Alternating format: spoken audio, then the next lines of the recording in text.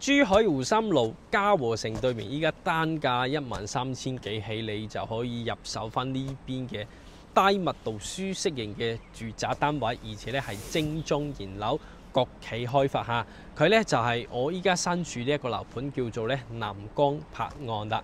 大家好，我係阿 Ken。今一期咧，我哋係繼續嚟到咧珠海斗門湖心路呢邊嘅。咁其實講翻呢一個樓盤咧，佢係靠近湖心路，但係咧屬於咧係湖心新城入面。但係咧又係湖心新城入面呢一個小區入面咧係比較靠近湖心路配套嘅一個小區嚟嘅。咁都係比較方便啦，去到嘉禾城買嘢啊，亦都係比較快脆嘅，就喺對面馬路嘅啫。依家講緊咧仲有車位贈送喎。同埋咧呢邊主打嘅一個戶型咧係一啲中細面積75啊、89啊、99啊呢啲中細面積嘅單位，而且得房率比較高，去到90%以上。雖然話同一啲4.0嘅住宅依家冇得比，但係勝於佢嘅一個舒適度咧非常之高。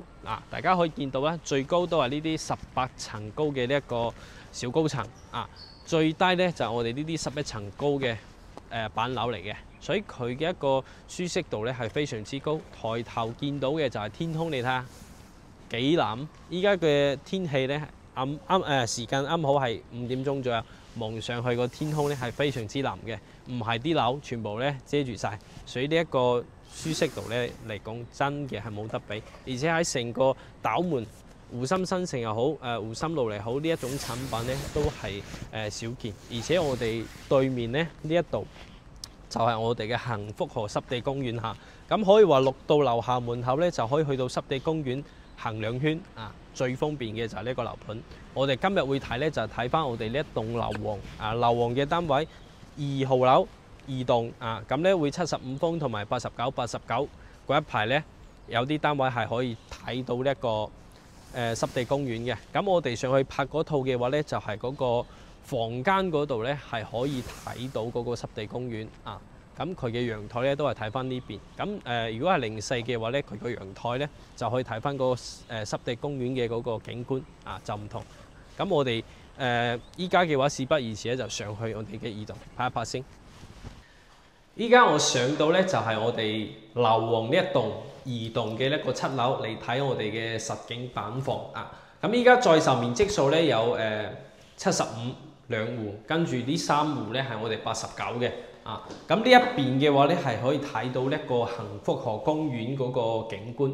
咁當然啦，咁就唔係話直望嗰個景觀嘅，因為本身起樓嘅嗰個格局嗰個問題咧，佢就只能夠通過啲房間或者係側側地去睇到個公園嘅景觀咁我哋呢一度咧一層係有5伙嘅，跟住咧2部 lift我哋依家先睇睇75方呢一隻單位做3房嘅咁呢一個單位 total 落嚟，我哋樓王呢邊貴啲，要去到100萬左右出少少啦。咁如果係依家在售嘅7棟嗰度01嗰套都係75方嘅，咁嗰度咧就98萬左右，96、98左右就可以攞到啦咁我哋咧依家嚟睇睇呢個戶型圖。呢一張咧就係75方做3房嘅，跟住呢邊餐廳、客廳、陽台、廚房1、2、3個房咁我哋入嚟睇睇，睇下個格局嘅展示同埋個空間感。首先入門口呢啲位咧擺鞋櫃 OK 嘅，跟住佢依家呢一個係創意板房大家可以睇到呢個燈幾大，全部都係呢一個燈嚟嘅吊頂非常誇張。咁我哋依家首先呢一個餐廳呢個位置咧佢係做咗一張圓台，咁其實6到8個人嘅台係 OK 冇問題嘅。咁個闊度嘅話1、2、3、4 3米4左右呢一個闊度係 OK 嘅。跟住嚟到我哋嘅陽台，陽台佢其實喺呢一個位置開始計㗎啦，因為呢邊係廚位嚟嘅，佢做咗風窗，呢一個膠標係冇風窗嘅到時呢邊擺洗衣機都得。咁我哋依家呢度睇過去咧就係我哋嘅內園景啦。咁其實往呢一個方向睇咧，咁前面有個樓盤，再隔咗呢個樓盤再往前走咧就係嘉禾城。嘉禾城咧就喺樓盤對面，係比較方便嘅。咁朝向呢度咧係朝東南向睇內園景咁側側地都有個湖景去睇最主要咧都係睇翻自己嘅內園為主咯，係啦。本身呢啲係中高樓層嚟嘅。係啊，咁呢最你有幾高啊？呢度最高咧都係18層高嘅啫。如果係去到我哋有啲低少少嘅11層嘅都有啊，所以呢一度主打係一個低密度嘅一個舒適感，亦都唔使買太高嘅。如果唔係睇遠景買太高冇用啊，中高啲嘅 OK 噶啦。咁我哋再嚟睇下個廚房呢邊。嗱，廚房咧就呢個窗咧，第一個唔會太暗啦，因為遮擋咧就冇話啲牆遮到佢嘅。啊，功能區咧就比較齊全啦，呢啲櫃咧到時有噶啦，跟住有個冰箱位擺喺度。呢一個咧就係廚房呢邊嘅。陣間我哋再睇下交標。嚟到呢度咧，佢係做咗3個房，咁正常咧佢個間隔係點樣咧？就呢度行入嚟，跟住呢道門咧係喺呢度入嘅。啊，佢呢度咧，我哋先睇呢度啊。呢個位置咧，佢係做咗個套房。佢做咗2個套房，3間房拆成2間套房嚟設計啊！咁其實呢間洗手間咧，到時係做嗰個書房嚟嘅。咁到時個門咧，佢會喺呢個位啊，變動嘅話咧會比較大啊。所以到時呢間房如果係細啲，你覺得太細咧，你可以做嗰個洗手間都冇問題啊。好似佢依家咁樣做，唔係嘅話咧，你呢間房咧就咁呢間房嘅空間就咁闊嘅。你可以擺入嚟少少，跟住嗰度擺個床，咁就 OK 嘅。咁空間嚟講咧，唔算去到非常之大嘅嗰種，但係咧，你話做3房咧都勉勉強強 OK 嘅，係啦。跟住我哋再睇到呢個位置，呢度咧就係我哋嘅嗰個公衞啊，公共衞生間個位置。咁其實呢個門係冇嘅，到時。啊，因為佢依家做咗套房啊，到時呢度咧係3段式嘅洗手間，呢度咧係做嗰個洗手盤嘅擺放位啦，跟住呢度咧就係馬桶，跟住咧係沖涼房啊。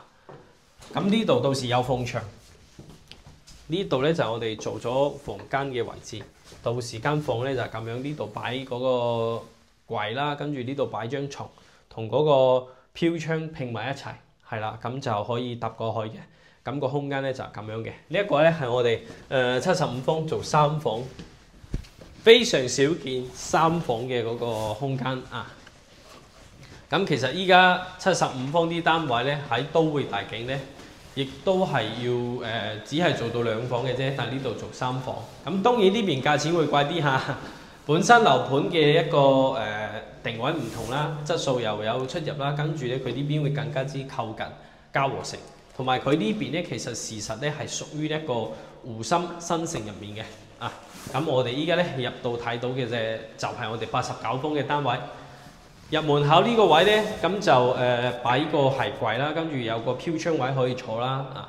跟住我哋可以通過呢個飄窗可以見到咧，幸福河公園就係望翻呢度，但係可惜呢一邊咧係冇陽台嘅，就只能通過啲房間咧咁樣見到。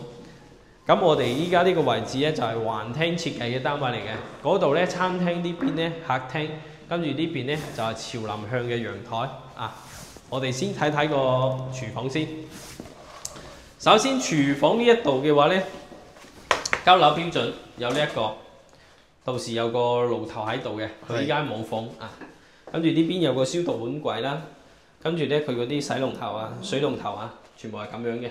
跟住呢度有個位擺嗰個冰箱，咁其實空間嚟講咧 OK 嘅，不過個冰箱位可能偏細咗少少啊。咁呢個位置有個飄窗位送嘅，有個窗。咁環廳單位係咁樣噶啦。咁如果呢邊咧係陽台咁樣一路咁樣打過去仲更加好，但係呢一個陽台我覺得係細少少嘅，細少少啊。呢邊咧就側側地可以望到對面嗰塊空地，咁其實嗰度嘅話咧，規劃係做個公園用地嚟嘅，啊咁到時嘅話後期有冇變動就唔知啊。咁呢一個位置咧就我哋自己嘅內緣就唔會變嘅，咁就係睇呢一忽啊。咁就呢邊有遮擋啦，因為75有一套單位突咗出嚟，所以呢邊嘅景觀視野咧係會俾佢遮到嘅，啊所以75個景觀視野相對會好啲呢一棟啊。我哋依家咧就睇一睇啲重頭戲嚇。咁首先咧就深段式嘅洗手間，呢一個咧就係交樓標準嚟嘅，勁貴啊！呢啲全部都係跟住呢一個房間咧，空間咧就唔係咩亮點，最主要咧係呢間房可以睇到濕地公園嘅嗰個園林景觀啊！呢一個咧就係唔會變㗎啦。依家呢個公園嘅話咧係未正式開放大家入去嘅，但係咧佢呢一出邊呢一欄嘅話咧係可以先入去睇睇。呢一個景觀係唔會變嘅，係啦。咁包括我哋呢度咧去到嗰個香海高速都好近啊！大家見到呢一條高架橋就係我哋香海高速嘅嗰個延長線一路延伸到嗰個江門啊嗰邊去，都會大景。依家我哋都可以睇到。呢一邊嘅單位相對於嗰邊嘅話咧，睇嘅景觀啊就有些少共同之處，就係望翻一個濕地公園啊。但係呢一邊咧會更加之靠近，同埋呢邊嘅一個周邊嘅道路情況啊，會更加之新淨啲啊。你呢邊就注意打一個舒適感啊嘛，都大景就可能就去到28啊、30啊，係33層啊咁高啊，會比較高啲嘅。咁我哋其實啲房咧，你睇得出其實都唔算太大，89做3房。但係呢一個好處咧，就係佢啱先嗰間房一樣嘅，飄窗位可以去利用，跟住呢邊做衣櫃，咁你就夠用㗎啦，成個空間。呢度咧係主人房，主人房咧我覺得 size 係 OK 嘅，89做3房2廳2衛，啊夠細實用。跟住呢個位置擺個衣櫃，咁就呢邊係睇出嚟咁樣嘅。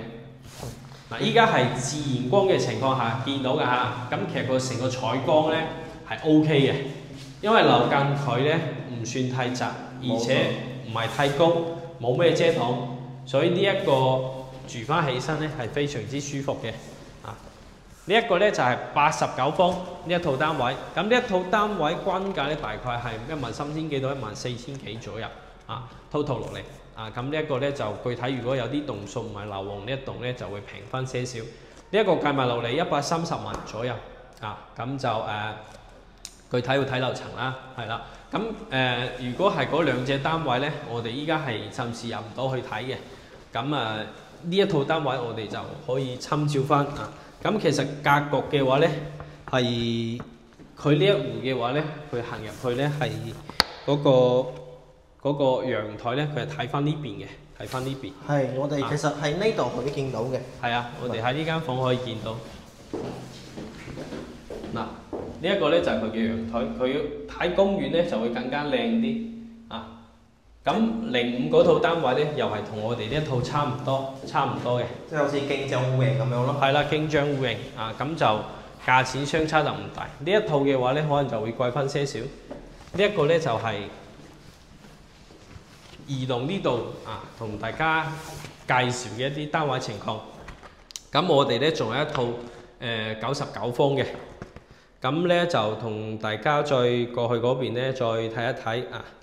因為其實89咧佢都有兩隻格局，有一個係環廳，有一個咧係嗰個南北對流嘅。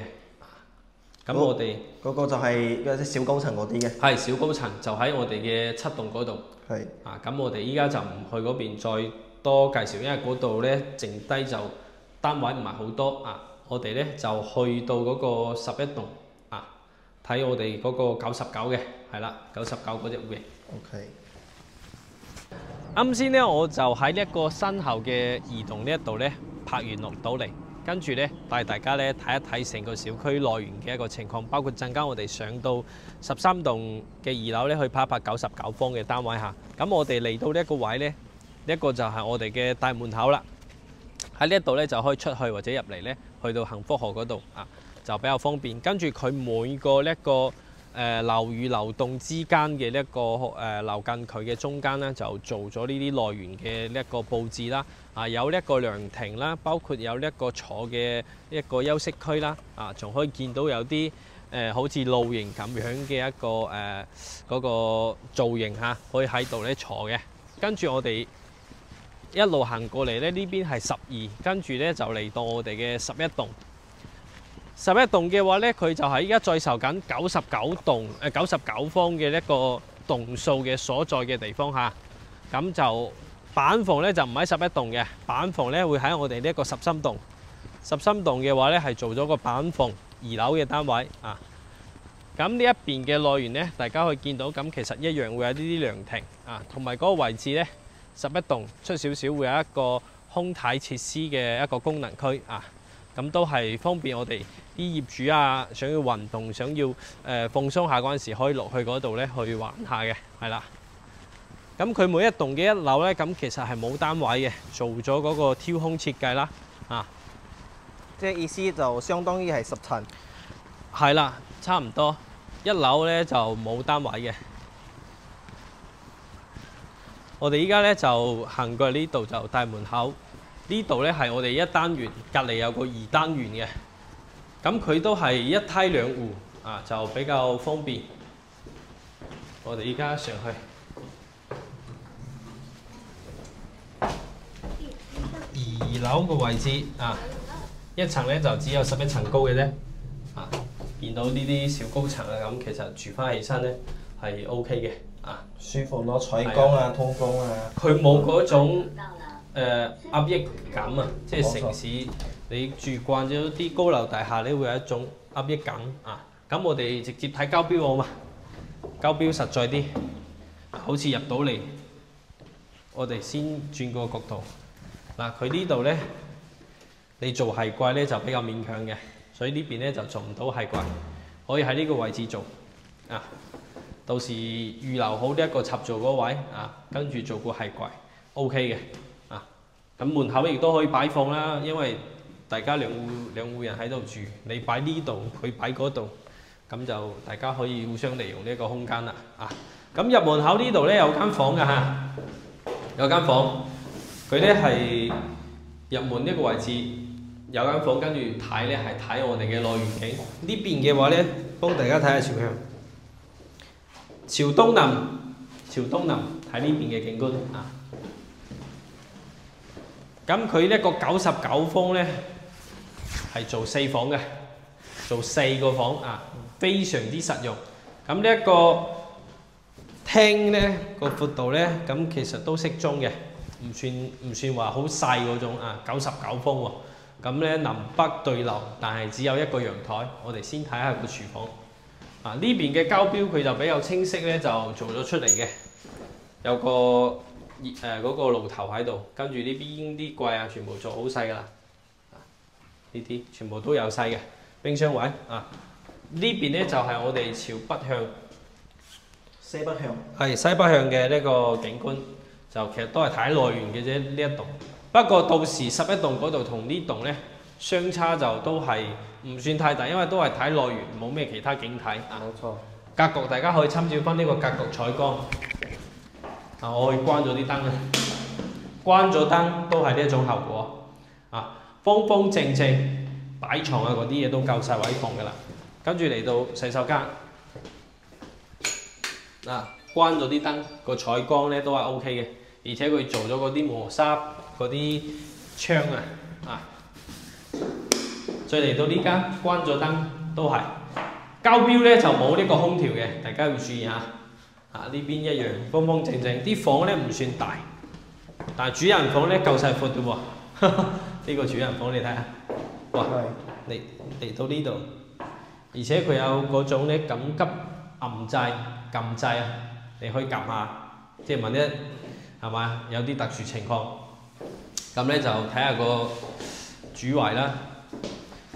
空間咧都 OK 嘅，而且佢裝修啲色調咧係偏灰色嘅，咁都係比較新潮啲啦，唔似我哋傳統有啲比較偏嗰啲買黃色嗰啲咁啊，比較老土啲嘅。啊，咁呢一個空間咧，到時呢度擺衣櫃都得啦，做下嗰個係七字形嘅。啊，咁地板咧都係啲木地板嚟嘅，啊咁都 OK， 啊都 OK 嘅。咁呢一個咧就係、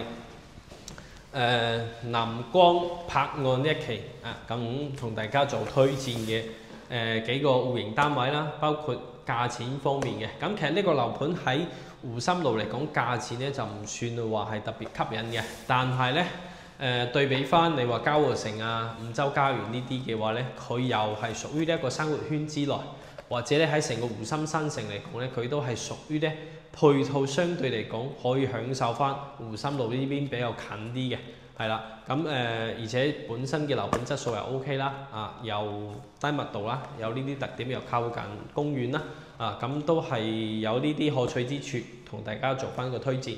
係啦，咁我哋呢一期嘅節目內容呢，到呢度差唔多，我哋下一期再見，拜拜。